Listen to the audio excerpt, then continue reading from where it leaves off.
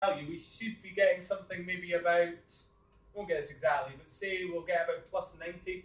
It's 90 times 10 to 6. So basically a reading of about plus 90 from this gauge. So if we're getting plus 90 from this gauge, what are we going to get from this one?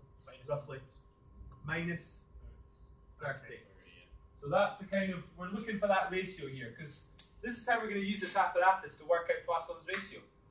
Because Poisson's ratio is the ratio between the gauge in this direction and the gauge in this direction, as long as you get it the right way round. So that's something we need to be looking out for. So positive, similar in size. Negative should be a third of these. That's the easy ones. And to be honest, we seem to have struggled to deal with the easy ones. Now we've got the more tricky ones, I think, to deal with here. But the idea is pretty straightforward, I think. These are the extremes. These are giving us the biggest positive strain in this situation, and this is giving us the biggest negative value strain in this situation. And any gauges at any angle in between should be giving us values of strain in between. So this is, let's say, this is giving us plus 90, and this is giving us minus 30. Anyone want to suggest what that one's going to give us a reading of? Plus or minus? Plus. Why? You're right. Because it's in between. It's halfway in between. If that's minus 30 and that's plus 90, this is at an angle halfway in between. So we'd expect it to be giving a strain reading halfway in between. Plus 30, we should see it's about plus 30. It's more complicated. There's a double angle relationship going on here, which we'll kind of mention for more circle, but the relationship between the angle and the stress and the strain involves double angle relationships. If you want to look at the maths behind it, I'm not going to cover the maths behind it. It's there in the textbooks online if you want to look at it. So, plus 90, minus 30, plus 30 for that one. That looks like a pretty good prediction to me. Okay. That one's plus 30, this one's plus 90. This one's plus 90. Suggestions for that one? Yeah, about plus 60. It's not an angle halfway in between, but it doesn't work quite that way. Because the relationship between the direction and the strain is involving a circle, it's not as simple as because this is halfway between these two, the strain's going to be halfway in between. It works for this one, but it doesn't quite work for this one. But it'll be a value in between. If that's plus 30 and that's plus 90, this will be somewhere in between. I think this does actually come out at about plus 60. What about that one? 0. Yeah, not far off it. We should see that it's very close to 0. It's got to be between plus 30 and minus 30. Because I know it's sitting that way, but if we had a gauge at 30 degrees, the axis like that, it should be reading the same value as a gauge at 30 degrees that way.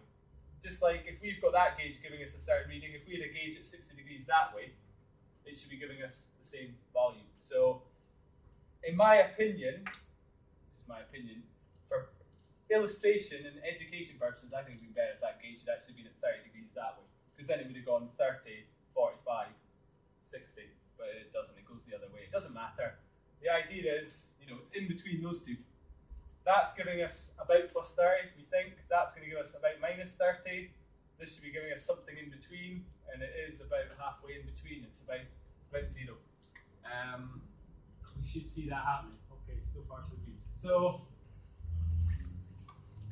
positive strain because of the positive stress. Negative strain because of that positive stress causing contraction this way. And then these in between. And basically, the closer the gauge lies to this direction, the closer they are to plus 90. The closer they lie to this direction, the closer they're going to be to minus 30. But they'll be somewhere in between. These are the extremes, if you like. That's why they're the principal strains. Okay, that's the open ends setup. And I think it's probably worth just actually doing the experiment at that point. Yeah, that's why just run the experiment. Let's see if that happens.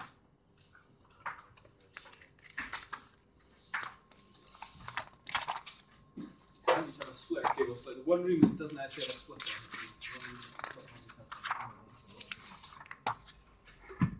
So cool. Okay, so things have started to shift slightly, but that's not really a big issue. I think I'll just kind of live with that. I think, yeah, I had to close the pressure relief valve, so it's ready to start pressurizing. The seems to have kind of started pressurising slightly anyway, but that doesn't matter. To pressurise it, I just pump the handle. Note, one pump of the handle, what's happened to the pressure? It's already started going up. Not a trick question. But I've said that because we might see something different when we do the closed end setup. An average on each, like.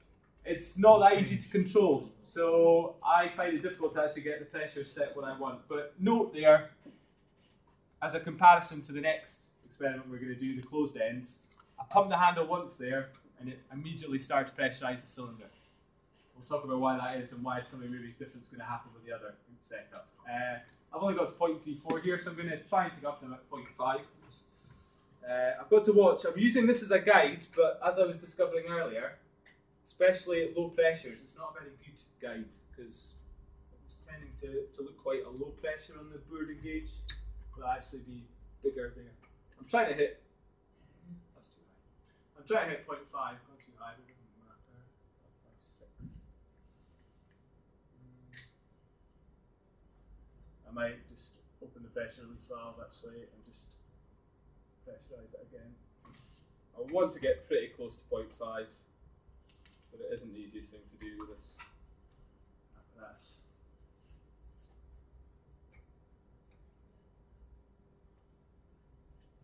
Let's get closer. It might drop, yeah, it tends to drop as time passes. So we've got a set of readings there which I've recorded. As I said, I'm going to put these readings onto Blackboard, so I'm not expecting you to copy them down now. I'll put them up onto Blackboard. As I said to the other group, if they're not up on Blackboard by about tea time tomorrow, then send me an email. If you're wanting them up and you want to get going with this, because I'll have forgotten to remind me. Oh, there was something about to mention. We take it up to half meganewton per metre squared of pressure, and we can see are our predictions correct? Is what we expected to happen happening? And yeah, more or less.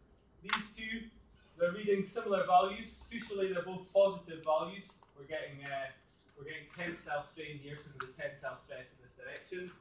And crucially, this one is giving us a negative reading. As the cylinder stretches that way, because there's no stress in that direction, it's contracting that way. It's being stretched this way, so it's contracting that way. And the ratio between these two strains is about a third. This is about a third of this one. It's only rough, it's not exact, you can see that. But it is about a third, so far so good.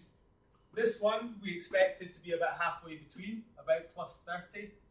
Given that that's minus 30 and that's 90 odd, and it is. It's halfway in between. It's what 63 from that one. In fact, no, that's about 63. Yeah, no, maybe 62, maybe 61 actually. But it's just over 60 difference between those values, and just over 60 difference between those two values. So it is sitting halfway in between these two gauge readings. That one, we said somewhere maybe about halfway between these two, 60, and it is. And this one said about 0, and it is. It is giving a reading, but it's a very small positive reading. So these two are giving positive readings. This one's giving a negative reading. Because of the direction of this one, it is giving a reading close to 0. And because of these directions of these, because they're closer around to this direction, they are giving positive readings. One way to think about this, you've got to try and explain, hopefully in your reports, why this is reading about 0. One way to think about it, I like to think about it, this gauge here is being stretched in this direction, but at the same time it is contracting in this direction. And it's sitting in both directions. There's kind of a component of strain acting this way that's positive, and a component of strain acting that way that's negative. So therefore they're cancelling one another out. Where's the negative bit coming from? I can understand where like the positive bit. Cylinder stretching that way, so it's contracting that way. Okay. So this is experiencing some of that stretching tensile strain, but it's also experiencing some of that negative compressive strain because it's sitting that way.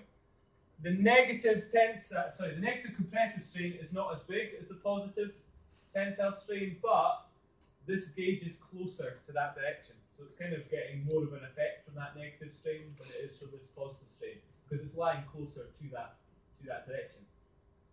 The way you try and get that across, the way you try and explain that, it's not easy. I'm not saying I'm doing a brilliant job of trying to word it now and explain it, but obviously you've got to try and kind of get that into your reports, try and explain what's going on there.